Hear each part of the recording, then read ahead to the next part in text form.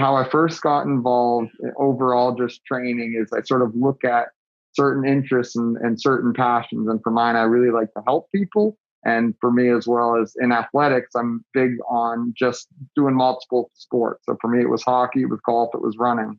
And so being able to see how I felt with these certain activities and doing them better because of training, I wanted to bring that to the others, people that I worked with from all age ranges. When I first got involved with Parisi, it was actually through an internship because I went to school at High Point University in North Carolina. So I did the Greensboro, North Carolina internship just for about a month. They had a Parisi down in Greensboro. And then from there, I found out that there was a Parisi within the Vermont area. So I did that same sort of shadowing for 4 to 6 weeks. And as soon as I got out of school, it was really about just continuing to be persistent with if there was an opportunity there. And then from there, it was really looking at not only the ability to work with adults, but mostly within the youth. And it's not only within a certain age group, but it's anywhere from that age 6 and 7 up to the college age. And with that comes the many different types of performance that you would go, but being able to really see the improvements that kids are making and then see them not only within the gym and from the fitness side of things, but also being able to see them out there on the field. One of my favorite things is going to the hockey games, going to the football games and seeing them out there in action. So I've been here now. This was my 6th year. And then so with that, I've been able to really build these relationships, build these connections. And as I was saying before, just a variety of athletes as well as of all different skill levels, all different sports and interests. And from there, it's more looking about from the health and education side of things. You never stop learning. That's what's great about the fitness and about the exercise industry, in the way that you may come in and you learn one thing, and then the next day you work with another client, and now you need to teach them a whole new way of that learning aspect and of feeling that confidence, and really having them see when a movement clicks is just really rewarding, and then seeing that positive impact that you can make with someone's in someone's life. When looking for the internship, look at your overall interests. People are quick to sort of go with like, okay, I want the internship. It's only going to be a month. I'll get it done with. But really use it as that stepping stone.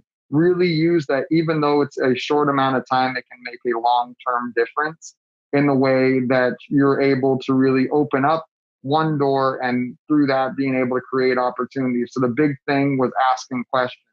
With the amount of interns that we've had, and we've had some really strong interns, but the biggest things that we see that separate is in asking questions and is really being able to observe. It's a time where you're the younger variety in the way of like, you have so much to learn, and normally we sort of want to take action and we want to be the ones that say something, but here you have a coach that's 5, 6 years older, has a certain certification, has been through a number of just different certifying and accreditations, that they have the knowledge, and it's being that fountain of knowledge and being able to be that sponge and really absorb. So my biggest advice would be, make sure to ask questions, make sure to really just observe and really take it in, and being able to, even if you can experience it firsthand, if you can do a session, if you can, just from the interaction level, the kids themselves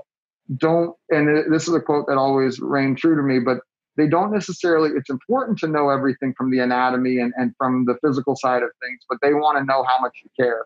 And they want to really get an understanding that you're interested and that you're enveloped and really want to make that impact. So it'd be to ask the questions and really observe and get to know the kids to that certain level that you can as a shadow, as opposed to just within the coaching itself. And to get that opportunity, a franchise is a great way because they're in multiple locations and you can really find different directions, and you get an idea, despite being a franchise model in the way that they stick to a certain consistency, there's definitely going to be differences, and it's interesting to find those differences. And it's not just in the resources in the space, but it's in the atmosphere, the environment, and the culture.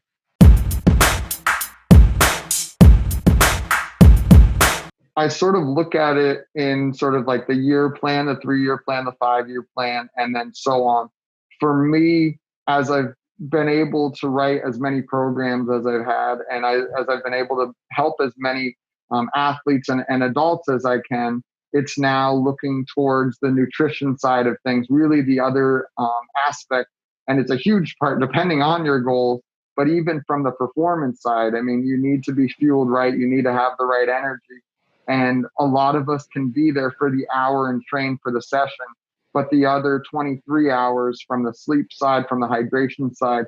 So it's being able to get a better idea of all the other aspects. And I really talk about the 5 big aspects being from the hydration, nutrition, exercise, sleep, and stress.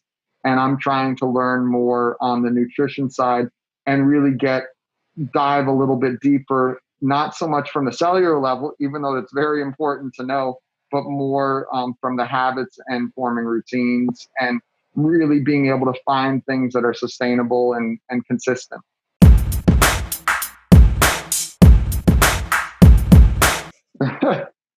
So Cozy Joe, being that it's Vermont winters and it can be on the colder side, I'm either within a hoodie most of the time, or for the most part, I have a scarf, I have a pea coat, I got sweatpants. So it was sort of just the look. And then you add that on top of like the longer, shaggy hair. And it was one of these sort of, with Parisi too, part of the culture thing is the nicknames. So I have many nicknames, from Joey Souffle, because I like the souffles at Panera, and not too many people get those in the morning, but from Cozy Joe as well, as just sort of the general attire that I wear, especially during the colder winters.